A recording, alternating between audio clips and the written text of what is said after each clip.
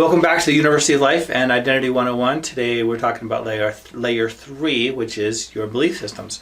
And to introduce this, the story today comes from back in college when I had an apartment full of girls who were best friends. And one day it was Heidi's birthday and I said, hey, you guys, I know where we can get her some flowers. So I took Becky and Jody and Krissa and Jill across town and we sneaked up to this house right up to the front porch. And they had these nice flowers on the side.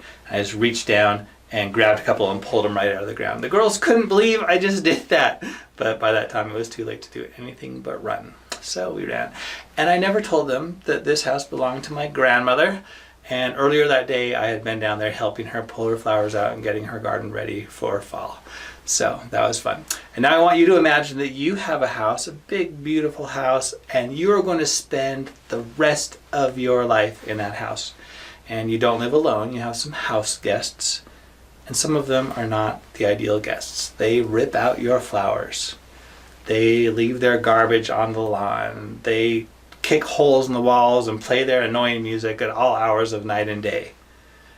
I hope that you would have the self-respect to evict those guests. Why should you put up with that in your house and ruin your experience? It's your responsibility to take care of that house. Well, as it happens, you do have a big, beautiful house where you will spend the rest of your life. And it's called your brain. And the guests, of course, are your beliefs. They're your thoughts. And you probably have some negative ones, some really unpleasant ones that undermine your experience. And thus far, you've allowed them to stay there because you didn't know better, didn't know how to get rid of them. Because easier said than done, right?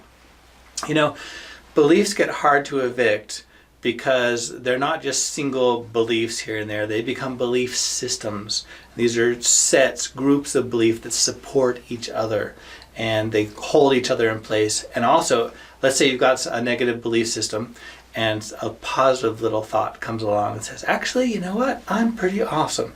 Well, since that contradicts, it conflicts with this other belief system in place, your subconscious mind, where these reside, it kicks out the positive one. It feels better, it's healthier, it's the one you want, but it's more work to change all these negative ones than to kick out that one. So your subconscious mind really resists change, unless, of course, you know how to get it to change. And I'm going to tell you 3 steps in just a minute to help you do that. First, let me mention, we'll work with this thought.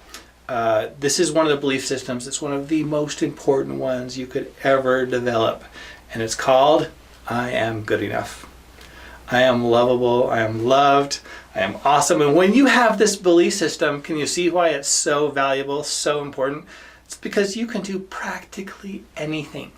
And you can do anything because you're willing to try. And you're willing to try because it's safe. Because on one hand, you expect success. On the other hand, even if you fail, it's okay. You know, you're still okay. So it makes you able to live. A lot of people don't have that belief. A lot of people have the belief, this is very, very common, that they're not good enough. They're not lovable, or at least they have that doubt. And if you have that doubt, if you're answering that question, am I good enough? If you're evaluating it, it only is evidence that deep down you have a belief that you're not, and you're trying to get that resolved. So let's do something about it. I'll tell you how to get that resolved. We're going to use neuroscience on this one, and we're going to work with the subconscious mind. We're going to speak its languages and get the job done. So 3 steps. Step 1, let yourself feel the emotion associated with this negative thought. So, for example, if you're like, oh, I'm not good enough, I'm not confident enough to ask for a raise or ask that person out, or public speaking or whatever it is, get that emotion associated with it. And if you're having a trouble getting that feeling to rise up so you can really experience it, then just imagine yourself going for your dreams, you know, speaking out your truth, expressing yourself, letting yourself be seen. That's probably enough to trigger some of those contradictory fears down there. That's step 1. Once you got the feeling, now I want you to invent an image, just some kind of picture in your head that represents that feeling. Doesn't matter what it is, you can't go wrong, it's just a metaphor. These are the 2 languages, the primary languages of the subconscious, emotion and imagery. And our conscious mind, of course, can also speak those. So it's a lingua franca, right? It's a common language where they can both connect and communicate together. So just come up with some emotion that represents that. Chances are, if it's really uncomfortable feeling, chances are it'll be some dark, prickly, hard, little uncomfortable, ugly thing. If it's not, that's fine, but that's common. So once you've got the emotion, you've got an image to represent it, step 3 is to interact with that image. So if it's this hard something, massage it, soften it up, maybe crack it in half, maybe set it in the ocean to relax, maybe give it a great big hug.